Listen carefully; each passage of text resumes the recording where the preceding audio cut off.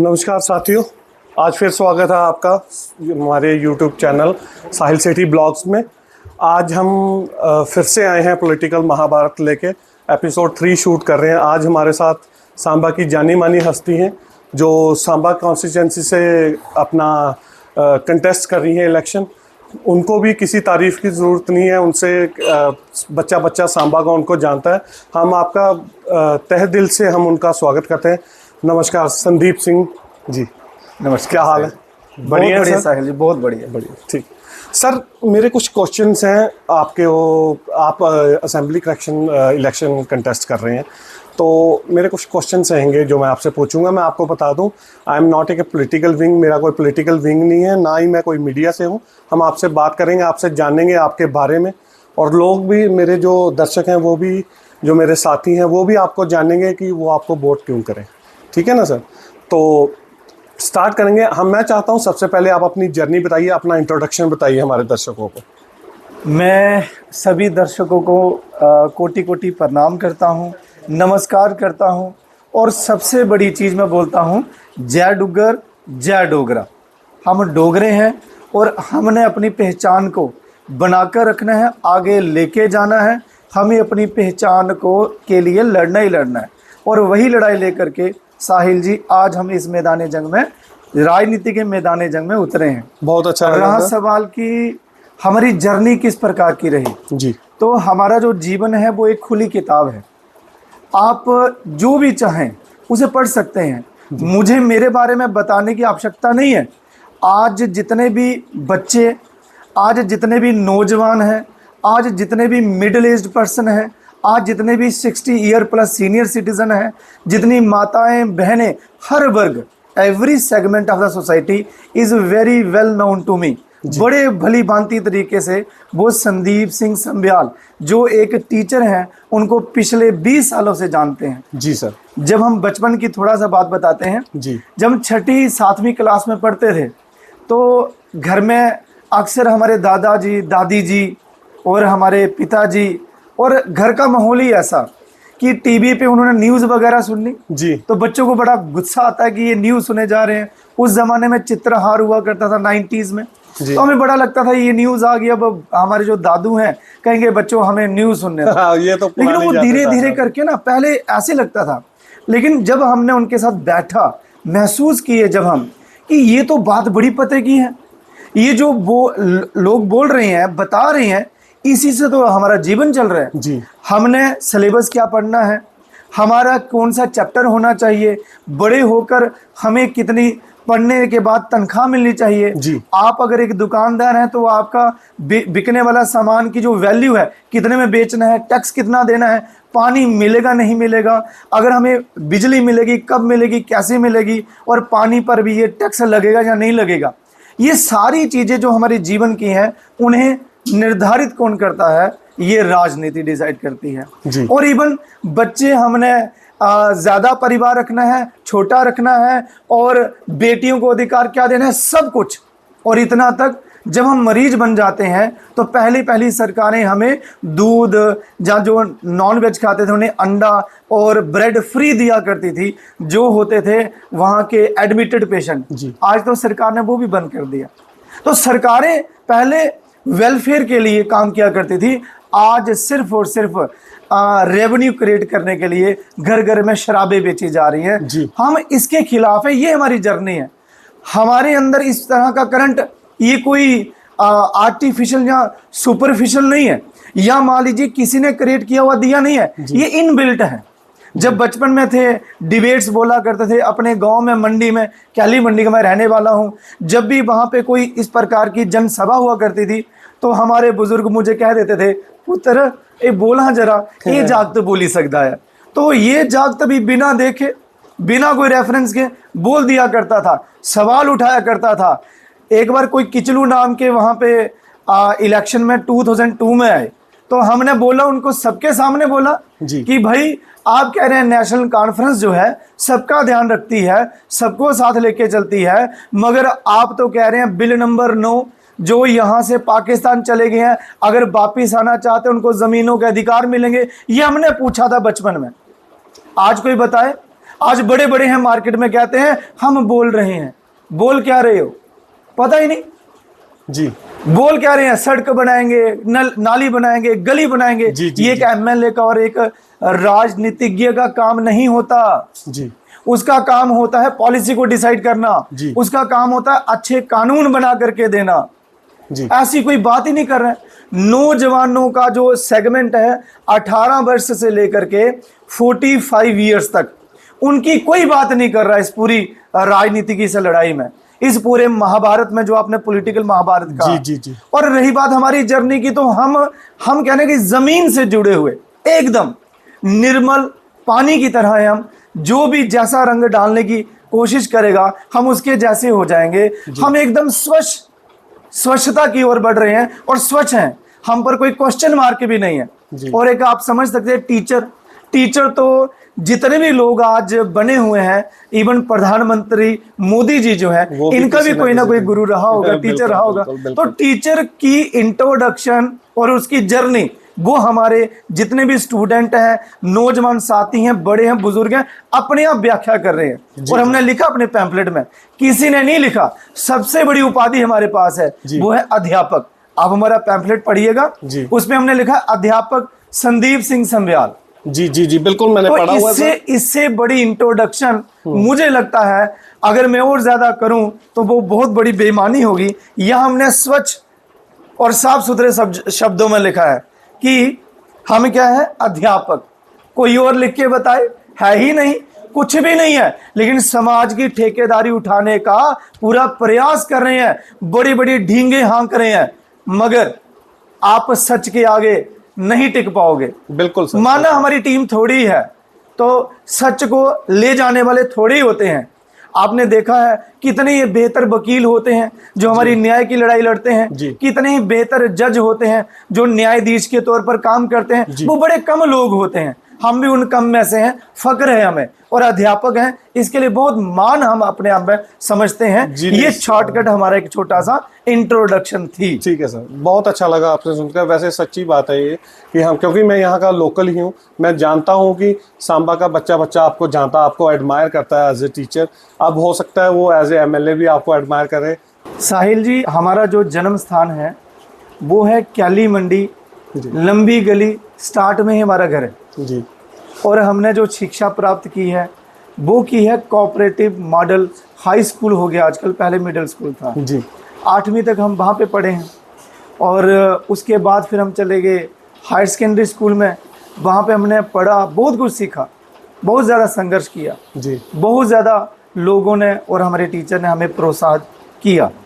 उसके बाद हम चले गए जीजीएम साइंस कॉलेज में जी सर। फिर उसके बाद यूनिवर्सिटी में चले गए, खूब तैयारी की, केएस का एग्ज़ाम भी क्वालिफाई किया, मेंस रिटर्न जो है। अब वहाँ पे इंटरव्यू में क्या हुआ क्या नहीं हुआ वो हमारी किस्मत थी। बिल्कुल सर, हमें कोई उसका मलाल नहीं है, लेकिन हमें ये गर्व है कि हमने केएस मेंस क्वालिफाई किया हुआ है। अगर इस प्रकार का और कोई हो तो हम मानते हैं। बिल्कुल सर। तो मतलब उसके बाद हमने पढ़ाना शुरू किया। और सबसे बड़ी बात, जब हम 12th क्लास में पढ़ते थे तो बच्चों को पढ़ाया करते थे जी। सारी जर्नी हमने आज तक भी, जितना भी हमें समय मिलता है, हम पढ़ाते हैं, बच्चों को आगे बढ़ाते हैं। हमारा ये विचार है अगर हम नहीं बने कुछ तो हमारे बच्चे बने। एक संदीप बनेगा संदीप की वजह से, लेकिन जब हम हजारों को पढ़ाएंगे, हजारों संदीप तैयार होंगे, समाज कितना अच्छा बन जाएगा और बन रहा है।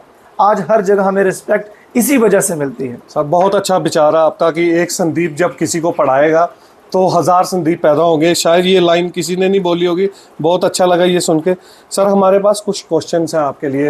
एक तो आपकी जर्नी सुन के मज़ा आया कि आप सांबा के लोकल इन्हीं गलियों में पैदा हुए हैं, इन्हीं गलियों में खेले बड़े हुए हैं, यहीं पे पढ़े हैं, आप कनेक्टेड हैं सांबा के लोगों के साथ। एक चीज़ मैं आपसे डायरेक्ट जो पूछना चाहूँगा वो पूछना चाहूँगा, सर आपका विज़न क्या है सांबा के लिए? जैसे कि आप इलेक्शन कंटेस्ट कर रहे हैं, चलो विजन हम बाद में पूछेंगे। सबसे पहले मैं पूछूंगा आपसे कि आपने क्यों फैसला किया ये इलेक्शन कंटेस्ट करने का? साहिल जी, ये आपका जो प्रश्न है दिल को छू लेने वाला है और सभी लोग ये जानना चाहते हैं कि आखिर एक टीचर को जो प्राइवेट अपना काम कर रहे हैं उसे ऐसी क्या आन पड़ी।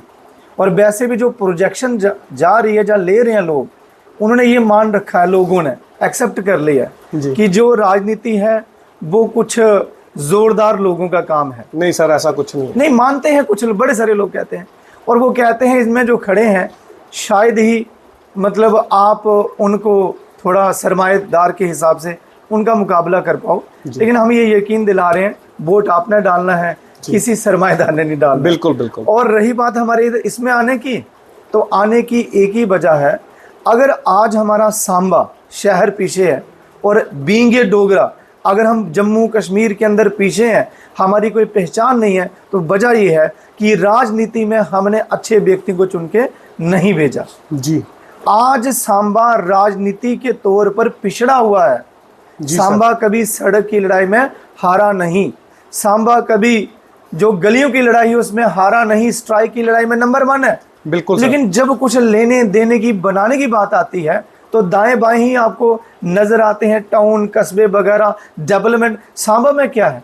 सांबा की मार्केट का बुरा हाल है। बिल्कुल। सांबा में किसी प्रकार का कोई ऐसा पार्क नहीं है, कोई चिल्ड्रन एक्टिविटी के लिए, क्रिएटिविटी के लिए कोई जगह नहीं है। सांबा में कोई ऑडिटोरियम नहीं है, सांबा में तो अच्छा स्टेडियम भी नहीं है, कोच भी नहीं है ही कुछ नहीं। सांबा में सरकारी लाइब्रेरी नहीं है। सांबा में है क्या? सांबा में कोई ऐसा विजिटिंग स्पॉट बताओ जहां लोग जाएं। इवन चिच्ची माता देवी जी का एक स्पॉट है, वो लोगों ने अपनी इच्छा से बनाया हुआ है। सरकार की तरफ से क्या है, जो कानून के हिसाब से होना चाहिए वो क्या है? सांबा में दूर एक 20 किलोमीटर मानसर है, लेकिन रोड ऐसे है जैसे हमें लगता है कि हम किसी खड्ड में जा रहे हो।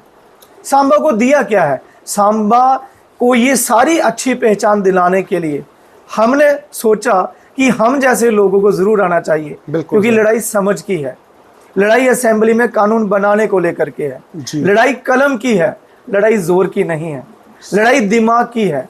और वहाँ पे एक सही दिमाग चाहिए। और हमने और हमारे साथियों ने सोचा कि सर आप एक AS मेंस क्वालिफाइड भी हैं, आप भली भांति इस कानून व्यवस्था को जानते भी हैं, और भी सामाजिक मुद्दों को जानते हैं, राजनीतिक मुद्दों को जानते हैं, आर्थिक मुद्दों को जानते हैं, आप हर प्रकार के मुद्दों को जानते हैं, तो क्यों ना ये सारी समझ वहाँ असेंबली में इस्तेमाल की जाए, उनको जवाब दिया जाए कि अगर एक मास्टर वहाँ कश्मीर का शेख अब्दुल्ला जी महाराजा हरि सिंह जी से पूरा राज छीन सकते हैं, तो यहाँ पे भी हमारे डोगरा भाई कहते हैं आप भी आगे बढ़ो, आप इन कश्मीरियों को और दिल्ली वालों को बताओ कि भाई हम इतने कमज़ोर नहीं हैं, हम इतने पीछे नहीं हैं, इसलिए हम राजनीति में आए। और राजनीति का जवाब हम राजनीति से ही देना चाहते हैं, हम कोई जोर आजमाइश करने नहीं आए हैं। बिल्कुल। और ये हमारे जो समर्थक हैं भली भांति जानते हैं। सड़कों पे भले ही हमारी तरफ से रश कम है, क्योंकि वो इसे पसंद करते हैं, इसलिए हम वैसा ही कर रहे हैं जैसा हमें चाहिए।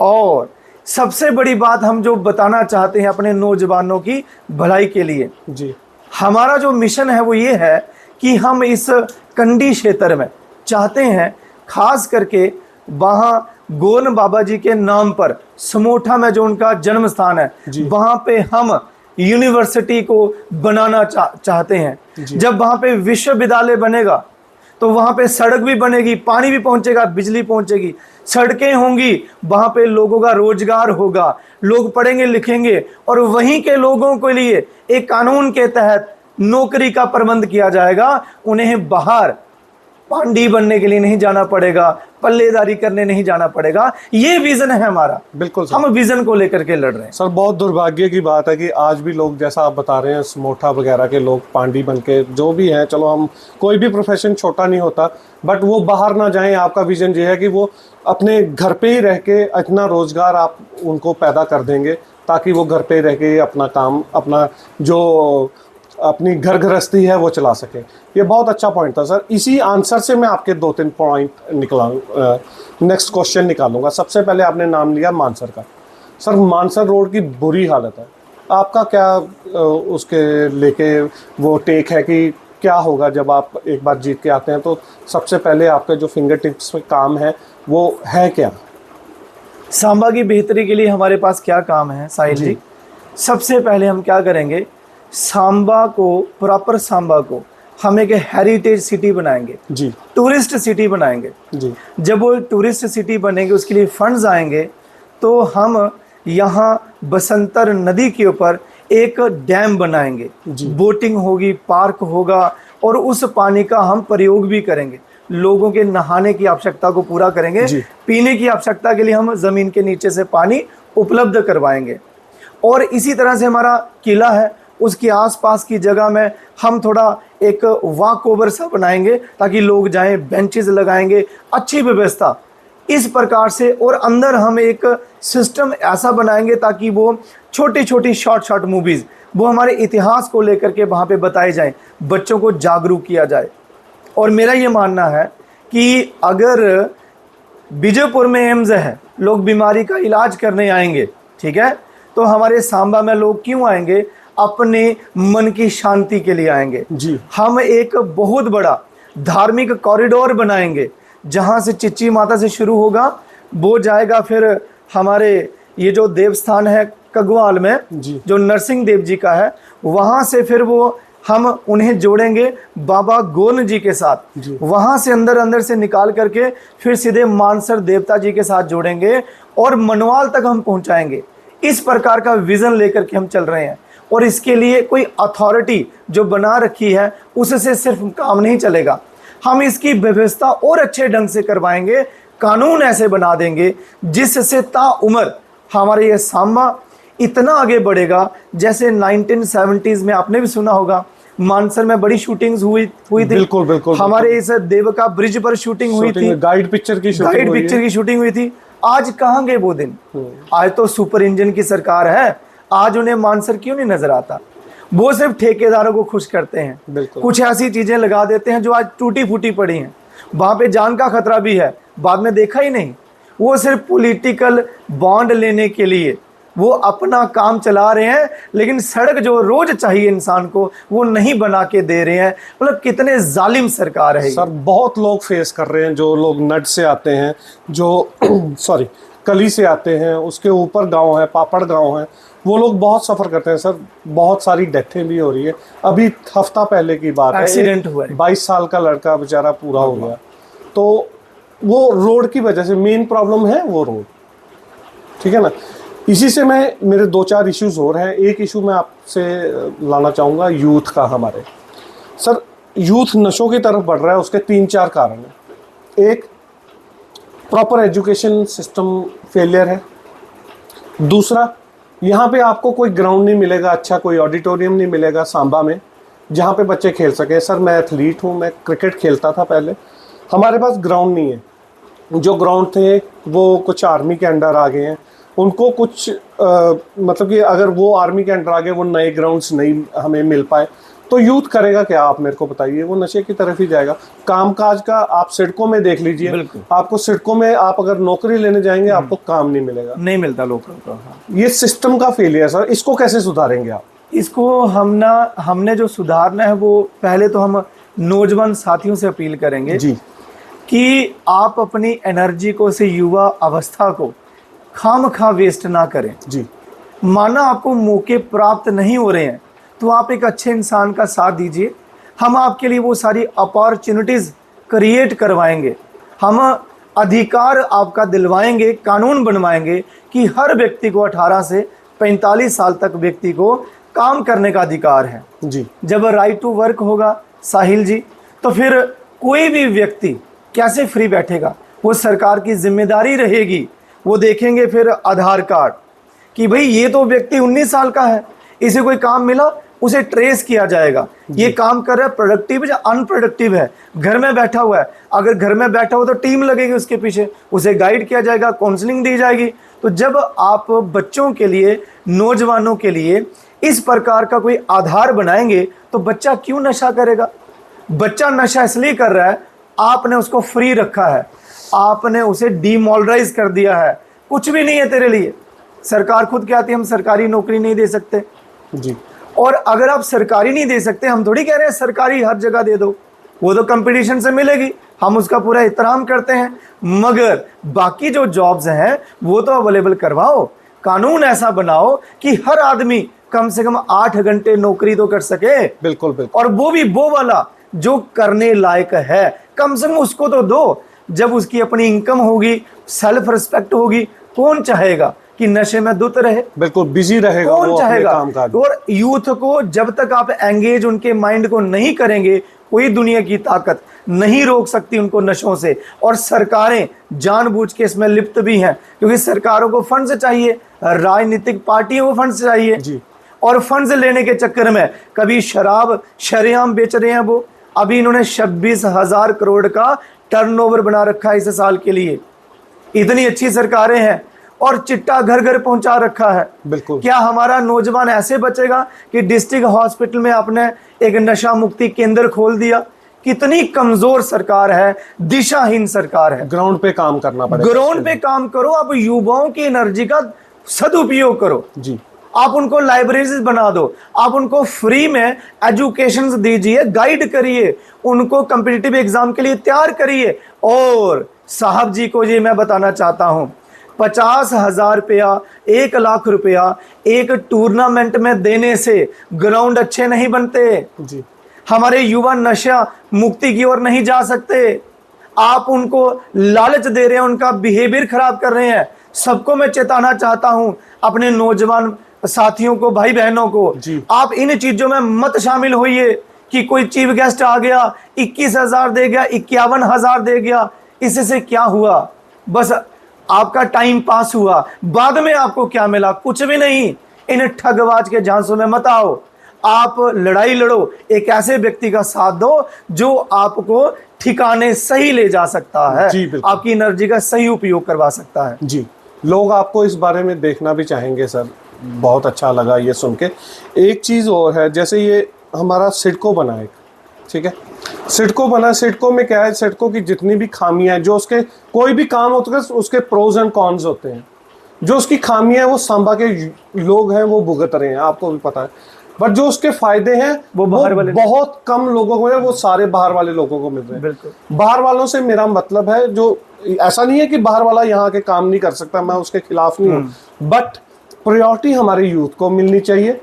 हमारा यूथ को वहाँ काम मिलना चाहिए। मैंने ऐसे बहुत से केसेस सुने हैं सर। मैं चाहूँगा अपने दर्शकों से कि आप कमेंट में बता सकते हैं किस किस को, जो कोई सिडको में गया होगा, उसके साथ दुर्व्यवहार हुआ होगा या फिर उसको काम पे नहीं रखा। सर हरास करने लग जाते हैं ये कंपनी। देखिए साहिल जी, आपने सिडको की बात की, बहुत ही अच्छा किया। आप सभी उन मुद्दों को छू रहे हैं जो सीधे हमारे नौजवानों के साथ। बिल्कुल सर। हमारा आज नौजवान विशेष करके सांबा का अच्छी अच्छी डिग्रीज लेकर के, टेक्निकल एजुकेशन लेकर के भटक रहा है, निराश है, और उसे कोई भी नहीं लगाता। उसका प्रोफाइल जब देखते हैं, ये तो लोकल सांबा का है, और तो और जो लगे हुए हैं उनको निकाल रहे हैं जी, उनका शोषण कर रहे हैं। बिल्कुल ये मानव अधिकारों का शोषण चल रहा है। 12-12 घंटे की ड्यूटी ली जा रही है। सर ऐसा मेरे नॉन में कई सारे बंदे हैं जिनके साथ ऐसा हो चुका है। उनको कंपनी बंद करने के नाम पे धमकाया जाता है, उनको बाहर ट्रांसफर की जाती है सेम पे स्केल पे। अब आप मेरे को बताइए, जो आदमी यहाँ 10,000 पे काम कर रहा है वो बाहर सरवाइव कर सकता है? 10,000 बिल्कुल नहीं कर सकता साहिल जी। हमने वो भी लड़ाई लड़ी, लोगों ने और नौजवान साथियों ने देखा होगा, HPM नाम की एक फैक्ट्री है सिडको फेज 1 में जी। वो भी रातों रात बंद करके जा रहे थे जी। वो 10, 12, 15, 20 जो नौजवान साथी हम तक पहुंच गए। हमने प्रशासन की सहायता लेकर के उनकी मशीनों को सीज करवा दिया और गेट पर ताले लगा दिए कि आप तब तक नहीं जा सकते जब तक हमारे इन साथियों को जो भी इनका बनता है वो नहीं इनका आप डिस्पोजल करेंगे जी। तो आखिरकार लड़ाई लड़ी 15-20 दिन, और प्रशासन की मैं दाद दूंगा। प्रशासन क्या है, वो थोड़ी जमीन पे जाके डायरेक्ट कहीं लोगों के साथ जुड़ा है। उन्हें तो हम जैसे लोगों को बताना पड़ेगा ना। जब हमने उनके सामने सच लाया तो वो समझे, और उन्होंने बड़े अच्छे तरीके से उन फैक्ट्री वालों को बुला करके दिल्ली से 7-7 दिन उनको बिठाए रखा, और जब तक वो मसला हल नहीं हुआ, 4-4 लाख रुपया एक एक व्यक्ति को दिलवाने के बाद फिर जा करके हमने उनको फ्री किया। तो बाहर की फैक्ट्रियां सिर्फ यहाँ पर सब्सिडी खाने आती हैं और हमारे लोगों को कोई रोजगार नहीं देती, कोई सुरक्षा नहीं उनको सामाजिक, और वो मिलनी कैसे है, वो भी बहुत बड़ा प्रश्न है। स्ट्राइक करके नहीं मिलनी है, नारे लगा के नहीं मिलनी है, वो प्रशासन को बताकर, और फिर प्रशासन के ऊपर आ गया ये विधायिका, जिनका काम होता है विधायक का काम क्या है, उधर विधि वगैरह बनाना, पॉलिसी बनाना। पॉलिसी नहीं है। आप बनाइए ना ऐसा कानून, जब स्टेट थी कि 70% लोकल लगने हैं या 90% लोकल लगने हैं, उस कानून को पारित करवाना ये एक विधायक का रोल होता है। हम ये कह रहे हैं कि अभी यूटी है तो यहाँ पे केंद्र का कानून चलेगा, हमें और आपको कौन पूछेगा। बिल्कुल। जब हम बनेंगे तो हम कानून ही ऐसा पास करवाएंगे, बनवाएंगे जिससे सिर्फ लोकल ही लगना चाहिए 90% तक। सर बहुत और अच्छा, एक बात और जोड़ना चाहता हूं मैं, और सिटीजन की ऐसी कमेटी बनाई जाएगी, जैसे सांबा सिटीजन एक संस्था बनी हुई है, उन्हीं सिटीजन की जिम्मेदारी रखी जाएगी जिसमें एक विधायक भी उसका पार्ट होगा, ताकि वो सरकार को बता सके। वो सिटीजन के पास सभी लोग जाए, नौजवान जाए, सभी बाकी होंगे, लोकल होंगे, भाई हमारा ये रिज्यूम है, आप देखिए कौन सी फैक्ट्री में हमारी एडजस्टमेंट हो सकती है। This is the only way. बिल्कुल सर, मगर लोगों के पास होनी चाहिए जिसके पास यूथ जाए, फिर वो डिसाइड करे कि उसको किस कंपनी में हम प्लेस कर सकते हैं। और कंपनी जो है, जो लगी हुई है यहाँ पर, वो उनके पास अपनी रिक्वायरमेंट भेजे। बिल्कुल इस तरीके से। और एक और बात है, कंपनी आगे से क्या कहती है, देखिए ये तो सिंपल ग्रेजुएट है, ये सिंपल पोस्ट ग्रेजुएट है, हमें ऐसे लोग नहीं चाहिए। तो हमारा ये आग्रह है, जब एक डिप्टी कमिश्नर बनता है, जब एक केएस ऑफिसर बनता है, हमारे तो यहाँ पे उर्दू है ना जी, तो एक डीसी आईएएस क्वालिफाइड यहाँ पे आकर के उर्दू वाली चीजों को कैसे वो सारी जजमेंट दे देता है। रेवेन्यू ऑफिसर बन जाता है, तहसीलदार भी केएस करके डायरेक्ट लग जाता है, उसे तो उर्दू की नॉलेज नहीं होती। उन्हें ट्रेन किया जाता है, 6 महीने साल में ट्रेन किया जाता है। तो फैक्ट्री वालों, आप ट्रेनिंग क्यों नहीं देते?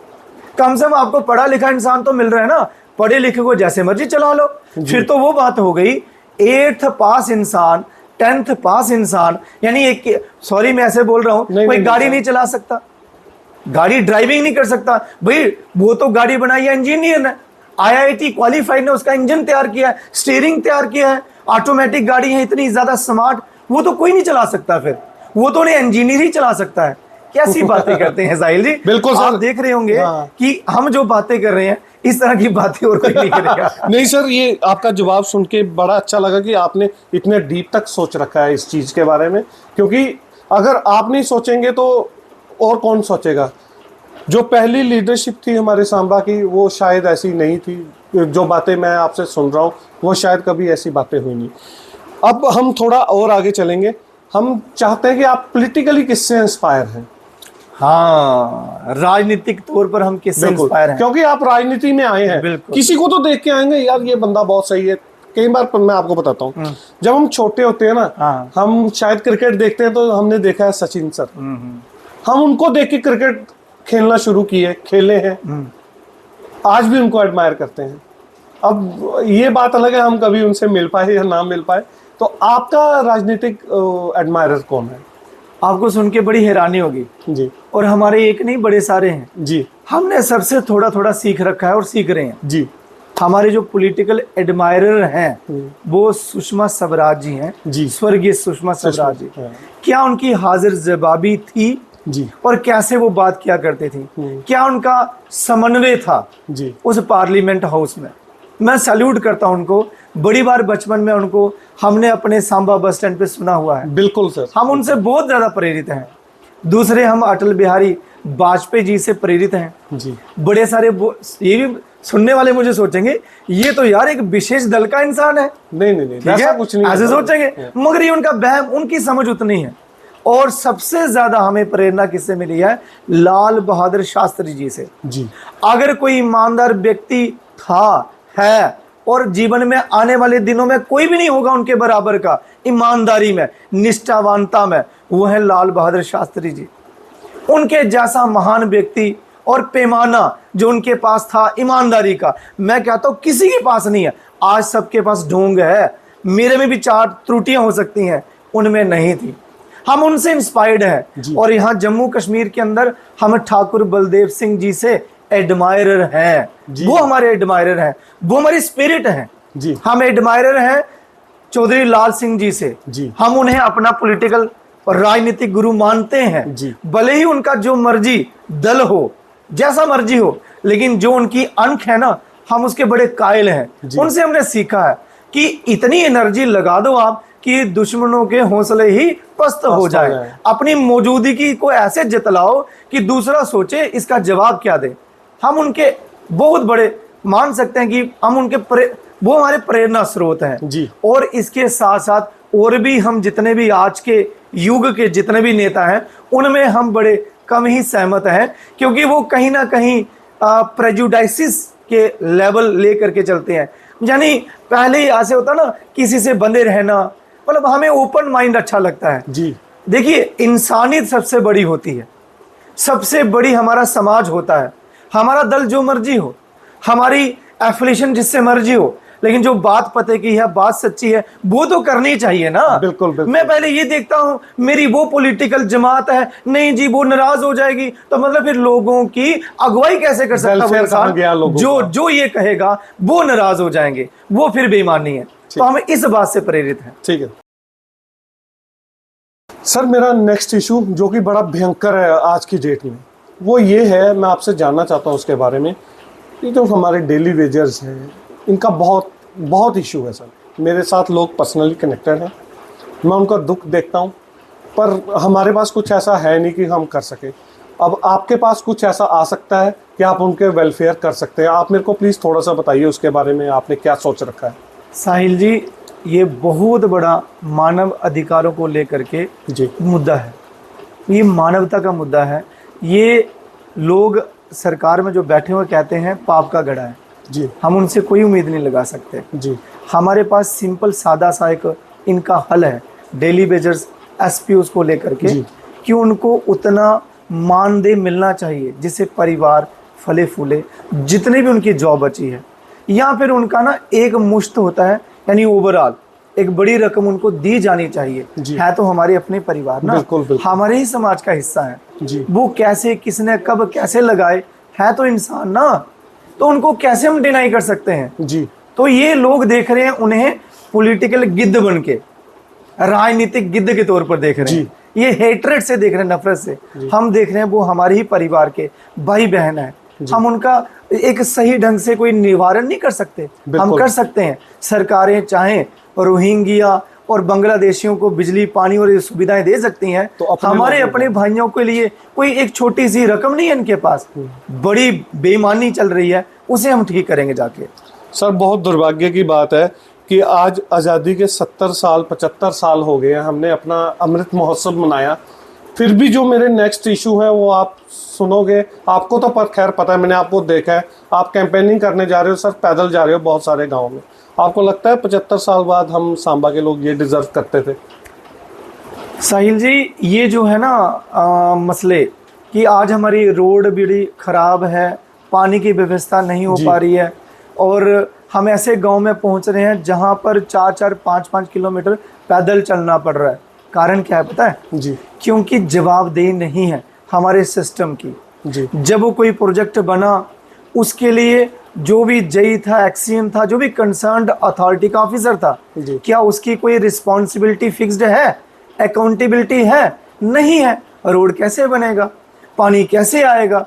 नहीं आ सकता, पानी नहीं मिल सकता जब तक अकाउंटेबिलिटी फिक्स ना की जाए। और जब हम बनेंगे ना, हम यही बातें उधर करेंगे कि भाई अकाउंटेबिलिटी बनाइए आप जी। जो ऑफिसर जिम्मा लेगा, जिसको इंस्ट्रक्ट किया जाएगा वो जिम्मेदार होगा, भले ट्रांसफर हो जाए। ये हो क्या रहा है? बिल्कुल सर। अब आप देखिए ना, जो यूथ है हमारा, अगर वो सुबह इसको किसी को 5-6 किलोमीटर पैदल चल के आना है, वो क्या कहाँ अपना दिमाग लगाएगा? वो थक चुका होगा सर। बिल्कुल। और बच्चे कैसे पढ़ेंगे जी? बच्चा पढ़ ही नहीं सकता, और नारा देते हैं बेटी पढ़ाओ बेटी बचाओ, ये कैसे चलेगा? नारों से थोड़ी इंसान का जीवन बनता है। और मैंने देखा है सुबह जब आप सड़कों पे जाएंगे ना, बस स्टैंड पे खड़े होंगे, और तो और छोड़ो, हमारे सांबा शहर में देख लो, सुबह जब आप जाएंगे 8 बजे से लेकर के 10-11 बजे तक गाड़ियों में जैसे भेड़ बकरियां चढ़ रही होती हैं, ऐसा सिस्टम है। ना कोई खड़ा रहने के लिए कोई जगह है, ना कोई वाटर पॉइंट है, और ना ही वहां पे कोई आदर सामान है। औरतें, बच्चे, इनको सबसे बड़ा नुकसान है। कोई नहीं देखता, सबको अपनी जगह पे पहुंचना होता है। और बसों वालों का इसमें कोई दोष नहीं है, सरकार का दोष है। उतनी पर्याप्त मात्रा में सरकार ने बसें क्यों नहीं लगाई? सरकार ने टाइम टेबल फिक्स क्यों नहीं किया? चेक क्यों नहीं करती? अपने लिए तो बड़ी बड़ी गाड़ी रखी है सरकारी बाबुओं ने और सरकारी लोगों ने और राजनीतिज्ञों ने। और इसी प्रकार से ये गांव वाले जब बच्चे आते हैं ना, इतना रिस्क लेके आते हैं, जब छुट्टी होती है, जब आना होता है, और आज भी वो बस की छतों पर बैठ के आते हैं। जी। इतना दुर्भाग्य 78 सालों के बाद क्या देश की तरक्की, क्योंकि कानून ही नहीं है ऐसे, बिल्कुल जिम्मेदारी नहीं है। आरटीओ की रिस्पॉन्सिबिलिटी फिक्स करो, सुबह कोई बच्चा खड़ा होकर नहीं आएगा और हर बस चाहे सुपर फास्ट हो जैसी मर्जी हो रुकेगी बच्चों के लिए जिसने यूनिफॉर्म पहनी होगी। बनाया ऐसा कानून, काफी सारे सोच है बच्चों के उनकी। लिए, कोई तो बस रोकता मैं कहता हूँ सोच ही नहीं है। जब सोच ही कुछ और होगी तो हमें सुविधाएं कहां से मिलेंगी? हम दे रहे हैं ऐसी सोच। जी सर, एक इशू हो रहा है लास्ट मेरा, अपनी माताओं बहनों का, पानी की बहुत समस्या है। आपने काफ़ी सारा कवर कर दिया, बट ये हमारा जो आप बात बोल रहे हैं ये हमारा सांबा टाउन के लिए आ गया। जो बाहर के दूर दराज के लिए लोगों हैं उनके लिए आपने क्या सोचा है, कोई पॉन्ड वगैरह या कुछ नहीं ऐसा? ये पॉन्ड बनाने से, वहां पर उनके जो किनारे हैं पक्के कर देने से सरोवर नहीं बनते। जी। तो फिर तो राजे महाराजाओं ने, उनके पास कोई सीमेंट के इतने बड़े बड़े किले उन्होंने बना रखे हैं, वो माई की दाल संदूरी डाल करके, तो क्या उनके पास चूने की कमी थी क्या? बिल्कुल। वो भी उसके आसपास के एरिया पक्के कर सकते थे। जी। ये तो भ्रष्टाचार का गड्ढा है। और हम ये निर्धारित करेंगे, हम फिर से कह रहे हैं, हम हर जहां पे भी आबादी दे इलाका होगा, 4, 5, 10 घर होंगे, हम वहां तक पानी पहुंचाने का बड़ा अच्छा एक सुनियोजित तरीका हमारे पास है। अगर सभी फैक्ट्रियां इतनी ज्यादा 100 से ज्यादा चल रही हैं हमारे सांबा में, खाली एक छोटे से 2 किलोमीटर के दायरे में 5-5 बोर करा के रखे हैं, कभी किसी फैक्ट्री वाले ने कहा हमारे पास पानी नहीं है। बिल्कुल। वो प्राइवेट एंटिटी वो अपना पानी का बंदोबस्त और इतने लोग लगा रखे हैं उनका कर सकते हैं, तो सरकारें इतनी कमजोर क्यों है? सरकारों की नीयत अच्छी नहीं है, लोग अच्छे नहीं है वहां पर बैठे हुए। हम उनको पानी बड़े आसानी तरीके से उपलब्ध करवा देंगे, वो भी पीने लायक जमीन का। ठीक है, वो कैसे करवाएंगे वो हम बाद में आपको बताएंगे, लेकिन सुनिश्चित करेंगे, हम जिम्मेदारी फिक्स करेंगे जी, पानी अपने आप पहुंचेगा। अगर कोई भी कहेगा मुझे पानी नहीं मिला, तो हम जेई साहब को बोलेंगे भाई साहब आपने क्यों करके रखी इतनी ट्रेनिंग, तनख्वाह क्यों ले रहे हैं? वहां के एससी की वो बोलेंगे, सीनियर इंजीनियर को बोलेंगे, एक्सीएन को भी बोलेंगे, उनको हम हाजिर कहेंगे। हमें नहीं पता भाई पाइप कम है ज्यादा है ये है वो है, हमें मतलब है हमारे लोगों को पानी मिलने से, चाहे रात को पहुंचाओ सुबह पहुंचाओ, ये उनकी जिम्मेदारी है। ऐसा करने की आवश्यकता है, अपने आप सब कुछ मिलेगा। बहुत अच्छा लगा सर, हमने सारे इश्यूज का। मैं माताओं बहनों के लिए एक और बताना चाहता हूँ। जी सर। किसी की भी मदर, किसी की भी बहन, किसी की भी कोई साथी पत्नी ऐसा नहीं चाहेगी कि उसका परिवार जो है वो नशाग्रस्त हो जाए। जी। उनके अपने भाई बहन, उनके अपने हस्बैंड जो है, पतिदेव जो है, और उनके अपने जो बच्चे हैं वो इसी प्रकार से फ्री घूमते रहें, उनके पास काम ना हो। हम काम की गारंटी दे रहे हैं, राइट टू वर्क। तो माताओं बहनों, आपने जो डिग्रियां करके रखी हैं 10 सालों से, एमए बीएड और एमएड, वो कूड़े के ढेर में सरकार ने फेंक दी, ओवरेज कर दी आपको। आप अगर ओवरेज भी हैं, हमारी सरकार हम जैसे लोगों को बनाइए, हम आपको सरकारी स्कूलों में नियुक्ति कराएंगे और सरकारी स्कूलों की फैसिलिटी वैसी बनाएंगे जैसे जेके पब्लिक स्कूल में, बड़े बड़े टॉप क्लास स्कूल में आप अपने आप को समझते हैं हम भेजेंगे तो बच्चा पढ़ जाएगा। अगर हम भी आपको पढ़े लिखे लग रहे हैं, हम किसी प्राइवेट स्कूल से नहीं पढ़े हैं, बिल्कुल, जो बड़ी एजुकेशन ली है, हम सरकारी स्कूल से पढ़े हैं, हमें मान है इस बात पर। हम भी आपको उस प्रकार की फैसिलिटी करवाएंगे, आप हमारा साथ दीजिए, आप सही का साथ दीजिए, सच का साथ दीजिए। देखिए कैसे समाज सुधरता है। माना समाज को सुधारने वाले कम है, मगर घर में बैठे आपके पास बोर्ड की ताकत तो है ना।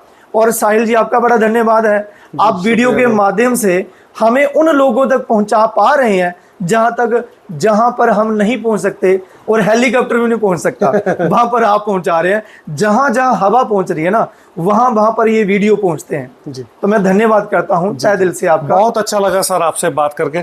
साथियों, अगर कोई हमारा इशू छूट गया हो तो आप प्लीज कमेंट करके बता दीजिए। आपको कुछ क्वेश्चन पूछना हो संदीप जी से तो आप कमेंट में लिख के बता सकते हैं, हम किसी दिन लाइव करेंगे फिर से और आपके सारे क्वेश्चनों का आंसर। संदीप जी बहुत अच्छा रहा, आप कुछ अपने बारे में कुछ बोलना चाहते हैं?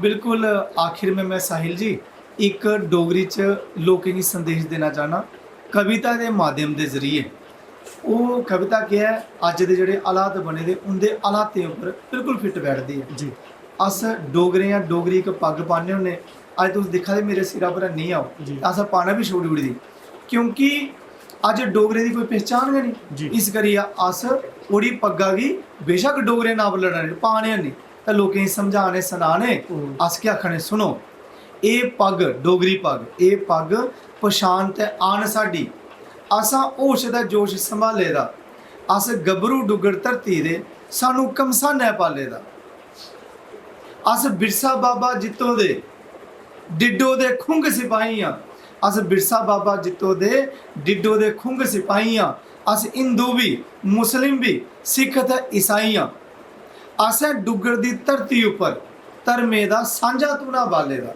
जी अस गबरू डुगर धरती दे सानू कमसाने वाले दा अस अनख दा सौदा नहीं करना अस अनख दा सौदा नहीं करना असें साथ नहीं देना ठगें दा बड़ बोले बागड़ बिल्लें दा इन्हें बिगड़े तिगड़े ढग्गें दा असें अनख दा सौदा नहीं करना असें साथ नहीं देना ठगें दा बड़ बोले बागड़ बिल्लें दा इन्हें बिगड़े तिगड़े ढग्गें दा अस गबरू डुगर धरती दे सानू कमसाने पाले दा कश्मीरी लेई अस केह् बोला ने अस प्योए शैल भरापे च अस पोए शैल भरापे च हुण कट्ठे रोना सौखा नहीं मुंडे कन्नै मुंडा जोड़ी लो चोरेंगी देना मौका नहीं गैं पुट्टो चलिए हिसाब करो पिछले 78 सालें दा अस गबरू डुगर धरती दे सानू कमसाने पाले दा इस करियै सारें गी द्वारा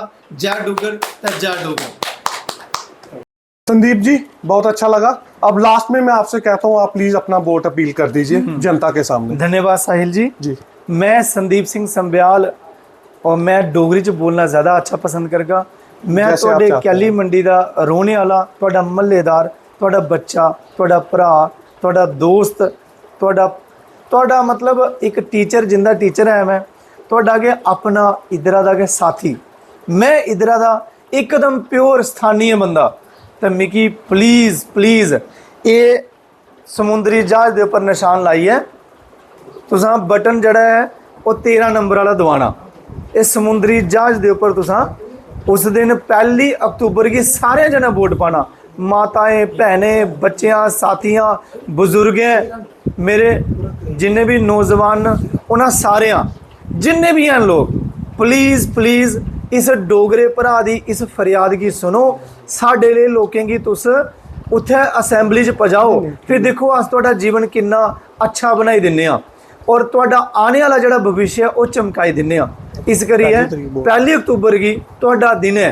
डिसाइड करने का बाकी दिन साढ़े ने बोलने वाले अस तो बोला ने सारे घरें जाने प्लीज़ जिस भी आवाज़ पुज्जा दी है वो समुंदरी जहाज के उपर मेरा नाम संदीप सिंह संबियाल ये बैलेट पेपर नंबर 13 वाला बटन दबाइए मिगी कामयाब करो फिर देखो अस सारे समाज की कि'यां अच्छा बनाने जय हिंद जय भारत जय डुगर जय डोगरा।